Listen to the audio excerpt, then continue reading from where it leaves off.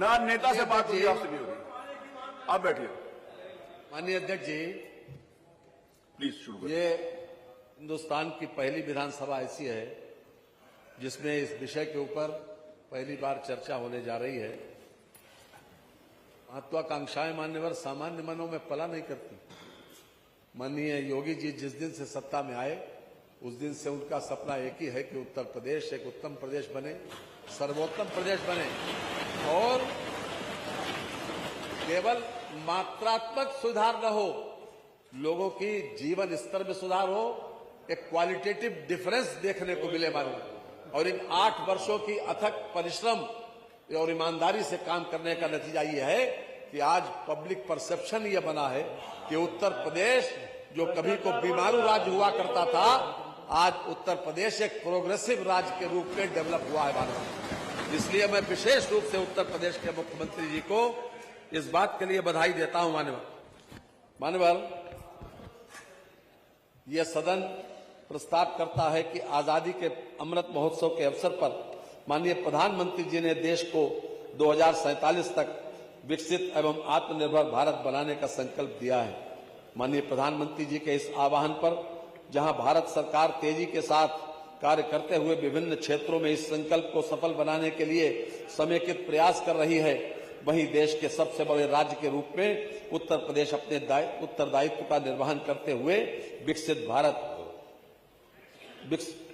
विकसित उत्तर प्रदेश, आत्मनिर्भर भारत, आत्मनिर्भर उत्तर प्रदेश की संकल्पना को मूर्त रूप देने के लिए प्रतिबद्ध है। भारत तभी विकसित राष्ट्र बनेगा जब राज्य विकसित होने के लिए ठोस एवं प्रभावी कदम उठाएंगे। विकसित भारत में उत्तर प्रदेश के 25 करोड़ जनमानस की भागीदारी एवं सहभागिता हो, इस दृष्टि से इसे आम चर्चा बनाना एवं सामान्य नागरिक को इस परिचर्चा से जोड़ना आवश्यक है। उत्तर प्रदेश सरकार भारत सरकार के विकसित भारत संकल्प को प्राप्त करने में प्रदेश के प्रत्येक नागरिक को जोड़े जाने के लिए प्रतिबद्ध है। इसलिए इसका प्रारंभ सदन में चर्चा के साथ किया जा रहा है। हम नीति आयोग, विशेषज्ञों एवं अन्य संस्थाओं के सहयोग से 2047 के विकसित उत्तर प्रदेश के दृष्टिपत्र को मूर्त रूप देंगे, जो इस लक्ष्य को प्राप्त करने में एक कार्य योजना की तरह प्रदेश का मार्गदर्शन करेगा। मान्यवर, मैं विशेष रूप से 2 लाइनें एक बहुत बड़े कवि के माध्यम से शुरू करना चाहता हूं।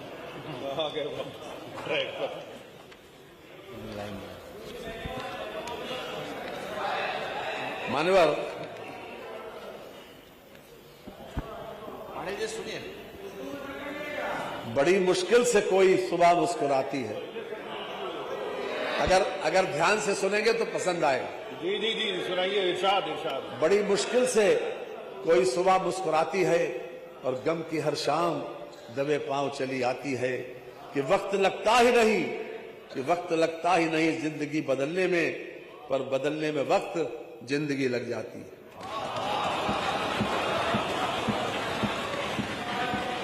मानवर, जितनी भी उपलब्धियां आज हमारे सामने देश और दुनिया में दिखाई पड़ती हैं, उसके पीछे कहीं न कहीं गहरा चिंतन और गहरा मनन होता है।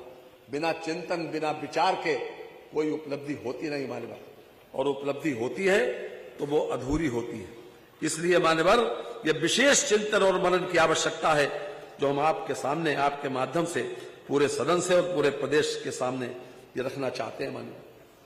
माननीय मुख्यमंत्री योगी आदित्यनाथ जी के नेतृत्व वाले उत्तर प्रदेश के 8 वर्षों में विकसित उत्तर प्रदेश 2047 की मजबूत नींव रखी गई है। शिक्षा, स्वास्थ्य, कृषि, उद्योग, अवसंरचना, इंफ्रास्ट्रक्चर, सुरक्षा, निवेश, सुशासन, सामाजिक कल्याण और महिला सशक्तिकरण, हर क्षेत्र में नया मानक स्थापित किया गया है। नीति निर्माता हो या प्रशासक, शोधकर्ता हो या जनप्रतिनिधि या कोई जिज्ञासु नागरिक, यह केवल यही नहीं दर्शाता है कि प्रदेश कहां पहुंच चुका है, बल्कि यह भी बताता है कि वह किस दिशा में और कितनी तेजी से आगे बढ़ रहा है। माननीय प्रधानमंत्री जी के सबका साथ, सबका विकास, सबका विश्वास, सबका प्रयास और माननीय मुख्यमंत्री योगी आदित्यनाथ जी के सेवा, सुरक्षा, सुशासन के संकल्प में मिलकर जो नया उत्तर प्रदेश गढ़ा है, ये उसी नवगठित पहचान की झलक है। वर्ष 1947 में जब भारत स्वतंत्र हुआ, तब उत्तर प्रदेश न केवल जनसंख्या के लिहाज से देश का सबसे बड़ा राज्य था, बल्कि सामाजिक, सांस्कृतिक और राजनीतिक दृष्टि से भी उसका विशेष स्थान था। ऐतिहासिक नगर, उपजाऊ भूमि, बहती नदियां, कुशल श्रम बल और समृद्ध परंपराएं, ये सब कुछ था पर उत्तर प्रदेश के पास। लेकिन इन सब के बावजूद राज्य की अर्थव्यवस्था धीरे धीरे उस गति को नहीं पकड़ सकी जिसकी उसे अपेक्षा थी।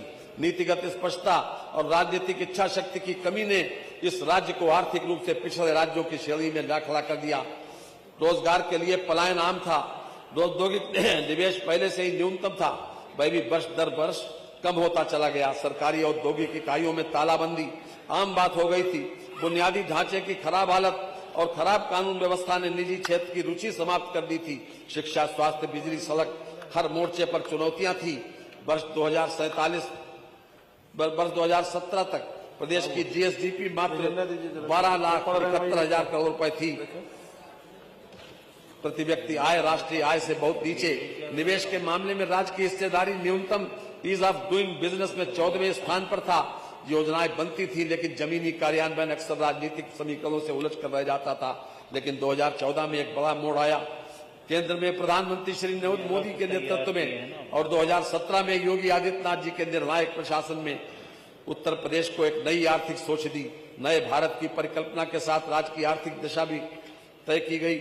हमारे नेतृत्व ने कार्य संस्कृति बदली, पारदर्शिता, निवेश के अनुकूल वातावरण, आधारभूत ढांचे का विस्तार और सबसे अहम प्रत्येक योजनाओं में जन सामान्य की भागीदारी ने मात्र 8 वर्षों में उत्तर प्रदेश की तस्वीर बदली। राज्य के जीएसडीपी रुपए 29.78 लाख करोड़ रुपए के आंकड़े को पार कर चुकी है और अब वित्तीय वर्ष 25-26 में इसे रुपए 35 लाख करोड़ से अधिक पहुंचाने का लक्ष्य है। एक समय जिस प्रदेश में से निवेशक कतराते थे, वहीं अब 40 लाख करोड़ रुपए से अधिक के औद्योगिक निवेश प्रस्ताव प्राप्त हो चुके हैं। नीतिगत प्रयासों ने उत्तर प्रदेश में निवेशकों को भरोसा बढ़ाया। 2016-17 के सापेक्ष वर्तमान में प्रति व्यक्ति आय में 50 वर्ष के बाद दोगुनी से अधिक वृद्धि दर्ज हुई है और अब प्रदेश देश की दूसरी सबसे बड़ी अर्थव्यवस्था बनने की ओर अग्रसर है। आज पूर्वांचल में एक्सप्रेस वे बन रहे हैं, बुंदेलखंड में उद्योग आ रहे हैं, किसानों को समय पर भुगतान हो रहा है, युवाओं को स्वरोजगार और स्टार्टअप के लिए मार्गदर्शन मिल रहा है और महिलाएं स्वयं सहायता समूहों के माध्यम से लखपति दीदी बन रही है। मान्यवर, हमारी सरकार निरंतर सर्वांगीण सामाजिक एवं आर्थिक विकास तथा सामाजिक न्याय की दिशा में कार्य कर रही है। आज हम इस स्थिति में आ चुके हैं कि एक दीर्घकालिक विजन तैयार कर सके। इसके लिए आवश्यक है कि इस सम्मानित सदन के सभी सदस्य एकजुट होकर इस प्रयास के भागीदार बने ताकि आजादी के 100 वर्ष पूरे होने पर हमारा देश और प्रदेश पूर्ण रूप से विकसित, आर्थिक रूप से समृद्ध, सामाजिक रूप से सशक्त हो सके और वैश्विक स्तर पर अग्रिम पंक्ति में खड़ा हो। इस क्रम में मैं अपने विचार इस माननीय सदन के समक्ष प्रस्तुत करना चाहता हूं। भारत सरकार द्वारा विकसित भारत 2047 की परिकल्पना प्रस्तुत की गई है, जिसके अंतर्गत स्वतंत्रता की 100वीं वर्षगांठ तक देश को पूर्ण विकसित, वैश्विक स्तर पर प्रभावशाली, सुरक्षित और समावेशी राष्ट्र के रूप में स्थापित करना है। बहुआयामी है जिसमें आर्थिक विकास, सामाजिक न्याय, सतत विकास, सुरक्षा और सुशासन का समावेश है, जो एक सुदृढ़ संपन्न भविष्य के लिए सक्षम राष्ट्र के निर्माण के लिए आवश्यक है। भारत सरकार के वर्ष 2047 के विजन की तारतम्यता में तथा प्रदेश की विशेष परिस्थितियां में संभावनाओं का ध्यान रखते हुए प्रदेश सरकार द्वारा भी वर्ष 2047 का विजन तैयार किया जाना आवश्यक है। इसी संदर्भ में इस वर्तमान सत्र में ये विशेष चर्चा रखी गई है। उत्तर प्रदेश विजन 2047 वर्ष 2047 में प्रदेश के लिए निम्नलिखित लक्ष्य निर्धारित किए जाने पर विचार किया जाना प्रस्तावित है। प्रदेश की अर्थव्यवस्था को देश की सबसे विकसित अर्थव्यवस्था के रूप में स्थापित करना, प्रदेश की प्रति व्यक्ति आय को राष्ट्रीय औसत के ऊपर ले जाना, जीरो पॉवर्टी के लक्ष्य को प्राप्त करना, कृषि समृद्ध और किसानों की स्थिति में सुधार, प्रदेश को वैश्विक स्तर पर पूंजी निवेश के लिए पसंदीदा गंतव्य के रूप में स्थापित करना, सबके लिए गुणवत्तापूर्ण एवं रोजगार परक शिक्षा, प्रदेश में विश्व स्तरीय चिकित्सा सुविधा, वर्क फोर्स में महिलाओं की भागीदारी को कम से कम 60% तक बढ़ाया जाना, विश्व स्तरीय इंफ्रास्ट्रक्चर का विकास करना, प्रदेश के विकास में स्पेस टेक्नोलॉजी का अधिकाधिक उपयोग, प्रदेश को आईटी, लॉजिस्टिक्स एवं औद्योगिक हब बनाया जाना, ग्राम पंचायतों को आर्थिक रूप से आत्मनिर्भर तथा डिजिटाइजेशन के माध्यम से आधुनिक एवं सशक्त बनाया जाना, गांव में कुटीर उद्योगों को बढ़ावा दिया जाना, पर्यावरण को संरक्षित करना एवं समृद्ध बनाना, ग्रीन हाउस गैसेज तथा कार्बन डाइऑक्साइड के उत्सर्जन को कम करने के लिए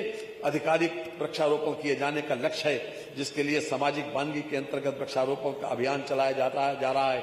अभी तक 242 करोड़ पेड़ों का वृक्षारोपण किया गया है।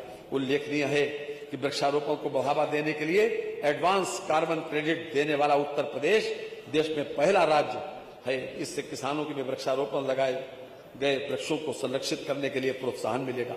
बाढ़, भूस्खलन, भूक्षरण आदि समस्याओं से निपटने के लिए नदियों का चैनलाइजेशन किया जाना चाहिए, जिसके अंतर्गत नदियों के प्राकृतिक प्रवाह और उनमें जल राशि को बनाए रखते हुए प्रदूषण मुक्त रखे जाने के प्रयास किए जाने चाहिए। नेपाल के साथ उत्तर प्रदेश के साथ लगने वाली अंतर्राष्ट्रीय सीमा अत्यधिक संवेदनशील है। उत्तर प्रदेश सरकार द्वारा अपने संसाधनों से एवं केंद्र सरकार की मदद से सीमा पर स्थायी सुरक्षा की जाए। देशवासियों की में देश के प्रति प्रेम सम्मान की भावना बढ़ाने के लिए उन्हें बचपन से ही देश, परिवार व समाज के प्रति कर्तव्य का बोध कराया जाना होगा। कृषि के क्षेत्र में और अधिक एवं नवीनतम तकनीक का प्रयोग करते हुए कृषि उपज की पैदावार बढ़ाना, बेहतर किस्म के बीजों के विकास के लिए शोध और तथा कृषि क्षेत्र में किसानों को जागरूक करने और उन्हें तकनीकी रूप से सक्षम बनाए जाने के लिए तकनीकी ज्ञान उपलब्ध कराया जाना, जिससे कि प्रति हेक्टेयर पैदावार में वृद्धि लाई जा सके। हमारे अंदर न तो सोच की कमी है, न ही हम कम मेहनत करते हैं। आवश्यकता आम आदमी को सही दिशा में देने की है। हमारे अंदर जज्बा भी है, क्षमता भी है, बुद्धि भी है, और परंतु यदि हमारी दिशा सही व रचनात्मक हो तो प्रत्येक क्षेत्र में उपलब्धियां बढ़ाई जा सकती हैं। महिलाओं के कल्याण एवं उत्थान के लिए हमें आधी आबादी पर को आत्मनिर्भर बनाना होगा। उनको घर के चूल्हे चौके से निकालकर उनकी शिक्षा, तकनीकी शिक्षा व हुनर बढ़ाने पर विशेष जोर देना होगा, जिससे कि उनमें आत्मसम्मान और आत्मनिर्भरता की भावना विकसित हो सके। प्राथमिक शिक्षा मात्र घर से विद्यालय तक एवं परोपजीवी बनने के लिए नहीं होनी चाहिए, अपितु बच्चों को आत्मनिर्भर बनने की शिक्षा दिए जाने की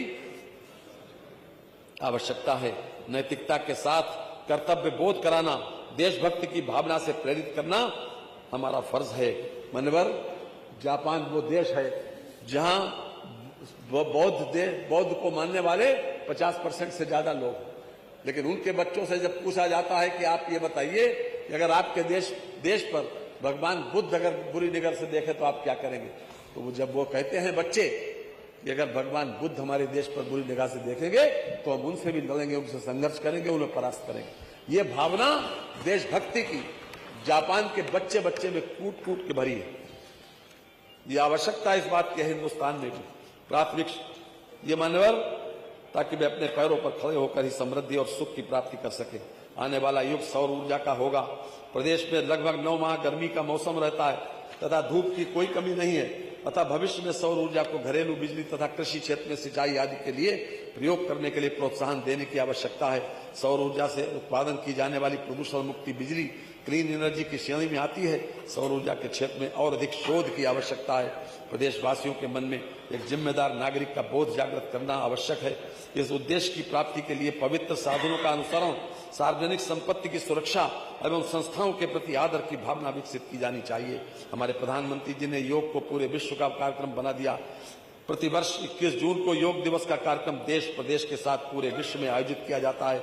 लोगों के मन में योग से होने वाले लाभ एवं निरोग जीवन शैली के संबंध में जागरूकता फैलाकर उन्हें प्रेरित करने की आवश्यकता है। सरकार ने अभी तक मेरिट पर निर्णय लेने की एक पद्धति विकसित की है। हमारे जो भी निर्णय हो वह संकीर्णता के आधार पर न होकर केवल मेरिट के आधार पर हो, ये सभी स्तर से इस बात का प्रयास होना चाहिए। मान्यवर, उपरोक्त लक्ष्यों की प्राप्ति के लिए सुनियोजित रणनीति तैयार कर कार्य करने की आवश्यकता है। इसके बारे में मैं एक संक्षिप्त रूपरेखा इस माननीय सदन के समक्ष रखना चाहता हूं। वर्ष 1960-61 में देश की अर्थव्यवस्था में उत्तर प्रदेश का योगदान 14.4% था, जो देश में सर्वाधिक था। वर्ष 2024-25 में यह योगदान घटकर 9% हो गया। अतः प्रदेश को पुनः देश की सबसे विकसित अर्थव्यवस्था बनाए जाने के लिए देश की अर्थव्यवस्था में राज्य का योगदान 14% से अधिक किया जाना होगा। राज्य की प्रति व्यक्ति आय वित्तीय वर्ष 2023-24 में राष्ट्रीय औसत का 50.8% है, जिसे बढ़ाकर वर्ष 2047 तक राष्ट्रीय औसत से ऊपर ले जाने का लक्ष्य है। किसानों की आय दुगनी से अधिक करने के लिए उच्च मूल्य वाली फसलों, कृषि विविधीकरण, कृषि आधारित व्यवसायों को प्रोत्साहन देने, डेयरी, मत्स्य उद्यान एवं खाद्य प्रसंस्करण और ऑर्गेनिक खेती तथा कृषि निर्यात को बढ़ावा दिया जाएगा। Cold chain network, food processing एवं एग्री एक्सपोर्ट एवं हब के माध्यम से किसानों को राष्ट्रीय और अंतर्राष्ट्रीय बाजार तक पहुंच प्रदान की जाएगी। किसानों के लिए सामाजिक सुरक्षा, सस्ती बीमा योजनाएं और मूल्य स्तरीकरण तंत्र विकसित किए जाएंगे ताकि किसानों की आय में अस्थिरता को समाप्त किया जा सके। नई प्रजातियों को विकसित किए जाने एवं उत्पादकता में वृद्धि के लिए कृषि क्षेत्र में शोध और विकास को बढ़ावा देने के लिए शोध संस्थान स्थापित किए जाएंगे। प्रदेश में जीरो पॉवर्टी अभियान की शुरुआत की जा चुकी है। माननीय मुख्यमंत्री जी का विशेष रूप से इस बात पर आह्वान है और लगातार वो इस क्षेत्र में प्रयास भी कर रहे हैं। वर्ष 2047 तक संपूर्ण प्रदेश को पूरी तरह से गरीबी मुक्त किए जाने का लक्ष्य है। प्रदेश में एक्सप्रेस वेज एवं हवाई अड्डों का नेटवर्क बिछाया गया है तथा साथ ही साथ डिफेंस कॉरिडोर एवं इंडस्ट्रियल कॉरिडोर का विकास किया जा रहा है। देश के सबसे बड़े हवाई अड्डे जेवर का निर्माण लगभग पूर्ण हो चुका है। प्रदेश की कानून व्यवस्था में उल्लेखनीय सुधार हुआ है। इन सब परिस्थितियों के दृष्टिगत प्रदेश देश ही नहीं बल्कि विदेश के निवेशकों के लिए पसंदीदा गंतव्य के रूप में स्थापित होगा। यहाँ की यह उल्लेख किया जाना आवश्यक है कि ब्रह्मोस मिसाइल की उत्पादन इकाई स्थापित की जा रही है तथा मिसाइल का उत्पादन शीघ्र होगा। मान्यवर विकास के लक्ष्यों की प्राप्ति के लिए संसाधनों का संवर्धन, आत्मनिर्भरता तथा उपलब्ध संसाधनों का अर्थव्यवस्था के विभिन्न क्षेत्रों में विवेकपूर्ण आवंटन किया जाना आवश्यक है, जिसके लिए निम्नलिखित सुझाव प्रस्तुत हैं। वर्ष 2047 तक राज्य का लक्ष्य आत्मनिर्भरता का होगा। आत्मनिर्भरता के लिए राज्य को अपने संसाधनों में वृद्धि करनी होगी तथा केंद्र सरकार तथा ऋणों पर निर्भरता को कम करना होगा। इसके लिए संसाधनों के नए स्रोत ढूंढने होंगे। संसाधनों के नए स्रोत ढूंढने के साथ साथ वर्तमान में स्रोतों से प्राप्त कर से आय बढ़ाने के प्रयास किए जाने होंगे, जिसके लिए कर चोरी पर अंकुश लगाया जाना अति आवश्यक है। कर चोरी रोकने के लिए डिजिटल प्लेटफॉर्म, आर्टिफिशियल इंटेलिजेंस एवं अन्य प्रौद्योगिकी को अपनाया जाना होगा। वर्तमान में राज्य का स्वयं कर का राजस्व प्राप्तियों का लगभग 40% है, जिसे बढ़ाकर 60% से अधिक किया जाना होगा। राज्य का स्वयं का कर राजस्व बढ़ाने की दिशा में राज्य की निर्भरता केंद्र सरकार से अंतरित की जाने वाली धनराशि तथा ऋणों पर कम होगी एवं राज्य को विकास योजनाओं की गति को देने के लिए पर्याप्त साधन उपलब्ध होंगे। करेत्तर राजस्व एक ऐसा क्षेत्र है जिससे प्राप्तियां राजस्व प्राप्तियों की लगभग 3% के आसपास रहती हैं, अतः भविष्य की योजनाओं में करेत्तर राजस्व को बढ़ाने के विशेष प्रयास किए जाने होंगे, जिससे कि राजस्व प्राप्तियों में वृद्धि हो सके। राज्य की ऋणग्रस्तता को कम किया जाना होगा तथा ऋणग्रस्तता जो वर्तमान में जीएसडीपी के लगभग 30% के आसपास है को चरणबद्ध तरीके से घटाकर 20% या उससे कम स्तर पर लाने के प्रयास किए जाने होंगे। मान्यवर, अभी तक भी जो ऋण लिया जाता है वो हमारी विकास की योजनाओं में खर्च होता है। कोई फिजूल खर्ची या किसी तरीके से किसी प्रकार की नहीं है। मितव्ययता पूरी तरीके से सरकार ने फाइनेंशियल डिसिप्लिन बरतने की कोशिश की। राज्य के व्यय की गुणवत्ता में सुधार के लिए सामान्य सेवाओं पर किए जाने वाले व्यय में कमी लाते हुए सामाजिक सेवाओं एवं आर्थिक सेवाओं पर व्यय में वृद्धि की जानी होगी। राज्य का पूंजीगत परिव्यय जो वर्तमान में कुल व्यय का लगभग 18% के आसपास है, इसे बढ़ाकर 30% तक किए जाने के प्रयास किए जाने होंगे। पूंजीगत परिव्यय के में वृद्धि करने पर राज्य में परिसंपत्तियों का सृजन होगा, जिससे औद्योगिकरण को बढ़ावा मिलेगा। इसके साथ साथ रोजगार के अधिक अवसर भी सृजित होंगे। पूंजीगत परिव्यय का क्षेत्र भी ऐसा होना चाहिए जो उत्पादक हो, अर्थात जो सीधे सीधे प्रदेश के आय में वृद्धि करते हुए विकास में योगदान करें। भारत सरकार द्वारा अर्थव्यवस्था को गति देने के लिए समय समय पर the scheme for special assistance to the states for capital investment जैसी चलाई जाने वाली योजनाओं का पूर्ण लाभ उठाया जाना होगा। वर्तमान में राज्य का विकास व्यय कुल व्यय का लगभग 60% है। इस दिशा में प्रयास किए जाने की आवश्यकता है कि विकास व्यय कुल व्यय का लगभग न्यूनतम 70% हो जाए। वर्तमान में रिसर्च एवं डेवलपमेंट के लिए बजट में व्यवस्था कम होती है। भविष्य की आवश्यकताओं को देखते हुए रिसर्च एवं डेवलपमेंट को बढ़ावा देने के लिए पर्याप्त बजट का आवंटन अलग से किया जाना होगा। प्रदेश में शिक्षा क्षेत्र में सुधार, प्राकृतिक संसाधनों की बेटर मैपिंग तथा प्राकृतिक आपदाओं और बाढ़ एवं सूखे से नुकसान को कम करने तथा अर्बन प्लानिंग के लिए स्पेस टेक्नोलॉजी का उपयोग किया जाना होगा। इसके लिए स्वयं के उपग्रह को प्रक्षेपित करने पर विचार किया जा सकता है। आसाम ने अपना उपग्रह भेजा है। राज्य सरकार द्वारा राज्य से संबंधित समस्त एसडीजी गोल्स की मैपिंग राज्य बजट में से कर ली गई है। भविष्य में इन्हीं गोल्स के आधार पर बजट में प्राथमिकताओं के आधार पर पर्याप्त व्यवस्था बजट में की जानी होगी। बदलती प्राथमिकताओं के अनुसार राज्य के बजट में climate budgeting, green budget, pink budget, child budget के लिए भी पर्याप्त व्यवस्था की जानी होगी। सूक्ष्म, लघु एवं मध्यम उद्योगों की रोजगार सृजन में बहुत महत्वपूर्ण भूमिका है, अतः सूक्ष्म, लघु एवं मध्यम उद्योगों को सशक्त बनाते हुए एक जनपद एक उत्पाद योजना का विस्तार करते हुए और अधिक उत्पादों को सम्मिलित किया जाएगा। इसके साथ ही प्रदेश को देश के प्रमुख निर्यातक प्रदेश के रूप में स्थापित किया जाएगा। अर्थव्यवस्था के विभिन्न क्षेत्रों में नवीन तकनीकों के प्रयोग को बढ़ावा देने के लिए प्रदेश में एक सुदृढ़ और डायनेमिक स्टार्टअप इकोसिस्टम विकसित किया जाना आवश्यक है। इससे न केवल युवाओं की मेधा का समुचित उपयोग होगा, अपितु उन्हें उनकी इच्छा अनुसार व्यवसाय स्थापित करने की आजादी होगी। इससे रोजगार सृजन को निश्चित रूप से बढ़ावा मिलेगा। राज्य के विकास के लिए राज्य को 4 क्षेत्रों तथा पश्चिमांचल, मध्यांचल, पूर्वांचल एवं बुंदेलखंड में विभाजित कर विकास की नियोजित रणनीति तैयार की गई है। बुंदेलखंड को स्पेशल इन्वेस्टमेंट रीजन के रूप में विकसित किए जाने हेतु तो डिफेंस कॉरिडोर की स्थापना, फार्मा पार्क की स्थापना, हेरिटेज पर्यटन का विकास, सोलर पार्क का विकास तथा डेयरी कॉम्प्लेक्स की स्थापना की जा रही है। इसमें विस्तार की आवश्यकता है। पश्चिमांचल क्षेत्र के विकास के लिए जेवर अंतर्राष्ट्रीय एयरपोर्ट का निर्माण, 1000 एकड़ क्षेत्र में फिल्म सिटी का निर्माण, ग्लोबल टेक हब की स्थापना तथा स्पेशल एजुकेशन जोन को स्थापित किया जाएगा। पूर्वांचल क्षेत्र के लिए इस क्षेत्र में Buddha trail, special education zone, Shri Ram Janmabhoomi Teerth क्षेत्र, special agriculture economic zone, research and development centre तथा इंटरनेशनल स्टेडियम को स्थापित किया जाएगा। मध्यांचल क्षेत्र को भी स्पेशल इन्वेस्टमेंट रीजन में सम्मिलित किया गया है, जिसके अंतर्गत इस क्षेत्र में लेदर पार्क, ड्रोन्स एवं रोबोटिक हब की स्थापना की जाएगी। इसके अतिरिक्त AI सिटी, प्रमोट फार्मा एवं टेक्सटाइल पार्क की भी स्थापना की जाएगी। मान्यवर, हमारी सरकार ने वर्ष 17 से 25 के बीच विकसित भारत के 4 स्तंभों आर्थिक प्रतिस्पर्धा, सुरक्षा, वैश्विक संपर्क और सुशासन के रूप बहुआयामी सुधार संपर्क एजेंडा पहले ही अपना लिया है। इस दिशा में ठोस प्रगति की है।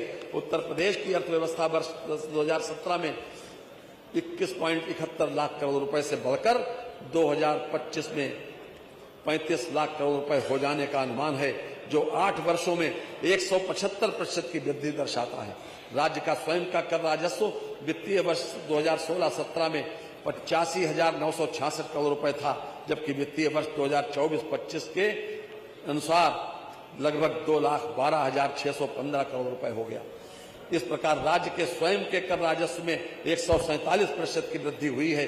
वित्तीय वर्ष 2016-17 में राज्य के बजट का आकार 3,46,935 करोड़ रुपए का था। 2025-26 में बढ़कर 8,08,736 करोड़ रुपए हो गया। इस प्रकार बजट के आकार में 133% की वृद्धि हुई है। पूंजीगत परिव्यय, जिससे कि परिसंपत्तियों का सृजन होता है, वित्तीय वर्ष 16-17 में 69,779 करोड़ रुपए था, जबकि वित्तीय वर्ष 24-25 के आंकड़ों के अनुसार ये 1,14,000 करोड़ रुपए हो गया है। इस प्रकार इसमें 63% की वृद्धि हुई है।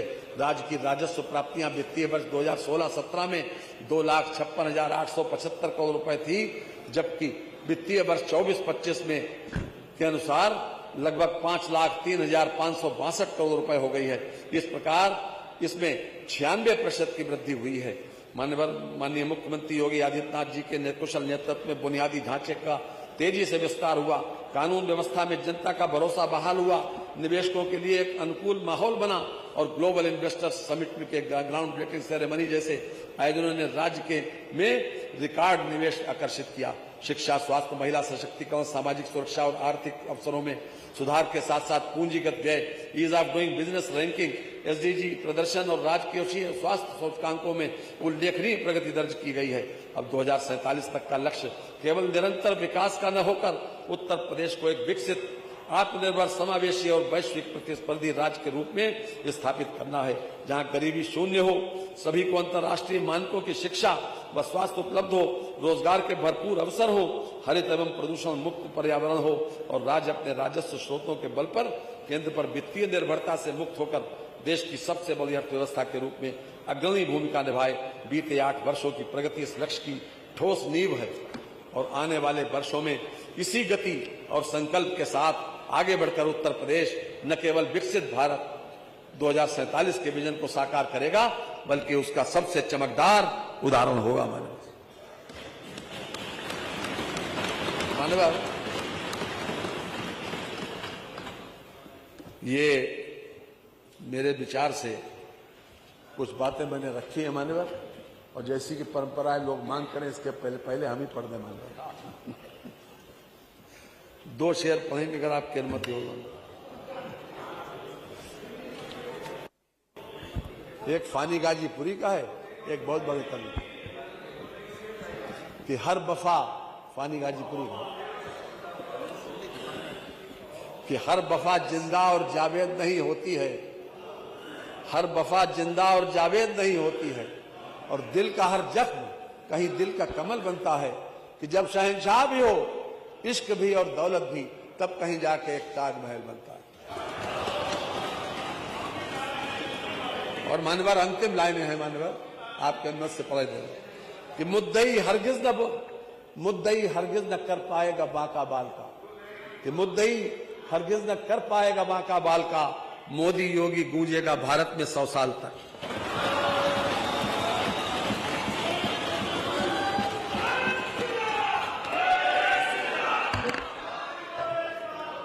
मैं कुछ व्यवस्थाएं दे रहा हूं। माननीय वित्त मंत्री जी ने विजन डॉक्यूमेंट यहां प्रस्तुत किया, बहुत महत्वपूर्ण और बहुत तार्किक। एक पहले सूचना दे दूं, आज उत्तर प्रदेश के विधान परिषद के माननीय सदस्य आशीष पटेल, अपना दल इसके टिकट पर वर्तमान में विधान परिषद के प्रथम बार निर्वाचित हुए हैं। आपके पिता का नाम स्वर्गीय मणिशंकर सिंह है।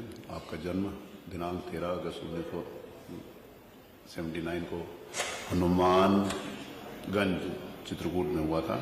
सिविल इंजीनियर में स्नातक तक की शिक्षा ग्रहण करी थी। वर्तमान में उत्तर प्रदेश सरकार के प्रावधिक शिक्षा उपभोक्ता संरक्षण एवं माप विभाग